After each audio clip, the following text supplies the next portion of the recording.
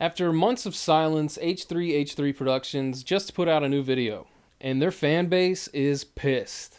Let me explain why.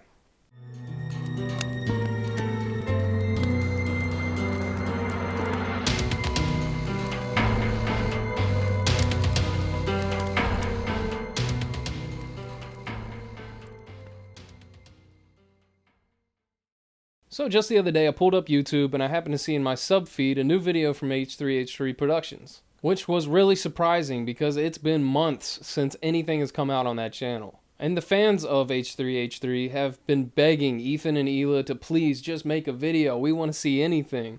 So of course I see the new video and I think, man, I've got to see this, this is going to be good. Well, didn't really turn out to be that great of a video, to be honest. In fact, the video turned out to be nothing more than a commercial for an H3H3 mobile game called Ball Rider.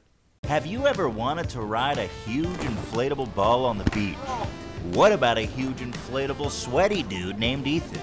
Would you ride his fupa? We need a hero to ride that fupa. Hila. Introducing H3H3 Productions' first mobile game. H3 Ball Rider. One look in the comments section after watching that quick little video let me know that I wasn't the only one that was looking sideways at Ethan and Hila for putting out this kind of a cheap ad rather than some actual content. Now you have to understand, fans have been begging Ethan and Hila to please make a video on the H3H3 Productions for months now. They have not created anything. And it's essentially, that channel is what everyone who loves H3H3 Productions, that channel and the content that exists on there is what everybody originally signed up for. And over the past few months, it seems that they've put more effort into their podcast, which is mediocre at best, rather than making the kind of content that viewers want to see. But don't get me wrong, it's not just the fact that it was a video game rather than a video that made people angry. In fact, this isn't the first time that Ethan and Hila have kind of traveled into the video game world. They were featured in some exclusive DLC content for the game Payday 2, in which you could download their characters and use them as playable characters in the game. And it was done really well. It was very tasteful, it had humor involved in it, it was kind of neat to see them in a game. And the overall reaction to that was overwhelmingly positive. But let me explain to you why this particular situation is a lot different than that one. H3H3's Ball Rider was a mobile app game that's kind of like a side-scrolling platformer that seemed to be something that was more targeted towards kids than adults. But the thing that really caught people the wrong way with this game isn't the fact that it didn't seem like something really even the H3 audience would be into. It was the fact that the game itself, while being free to play, was filled with these time barriers and paywalls designed to slow progress and encourage you to spend more money on the game in order to advance to a point where the game actually felt playable. Now this tactic works with some audiences, but what you have to understand is that the H3H3 fan base is made up by mostly adults who are pretty internet savvy, tech savvy, and totally understand this free-to-play game method of just shoveling money out of you by making the game almost unplayable. That is, unless you're willing to pony up more and more money as the game progresses. And after months of not giving fans what they wanted, to kind of inflate their expectations by making them think there's a new video out, only to find out that it's a commercial for something that's asking for more and more money the farther into it you go, it was just an incredible disappointment to a lot of fans out there. So after reading through some of the comments on the video and seeing that quite a few people were upset with this move, I decided to check the H3H3 subreddit on Reddit, and the frustrations were absolutely being pronounced over there, I think more than even in their own comment section. There was an overwhelming amount of fans in that subreddit expressing their frustrations. There were countless people pointing out that they were incredibly disappointed that they were given a commercial rather than a new video that they've been asking for months. There were also people pointing out pricing inconsistencies between what was listed in the game versus what their account would actually be charged if they made the purchase. It was even brought to light that there were ridiculous spending options in the game designed to take advantage of people with poor impulse control. There was a deal in the game that allowed you to spend $99.99, $100 to take advantage of this option in which you got a ridiculous amount of in-game currency. Now, if you think it's ever a good idea to spend $100 on a mobile app, you're the kind of person that needs to be cut off from their bank account. People like that need a financial advisor. My God, $100 for a free game. But I think overall what got the fans of H3H3 so angry is that H3H3 Productions used to be the kind of channel that would call out other YouTubers for such mindless money grabs. Yet here they are, not producing the content that anybody really wants, producing these childish free-to-play games that really do nothing more than encourage the user to just keep spending more and more money in order to make it farther into the game. I mean, this really felt like a move that somebody like Jake Paul would make. So I think overall the fan base was just let down.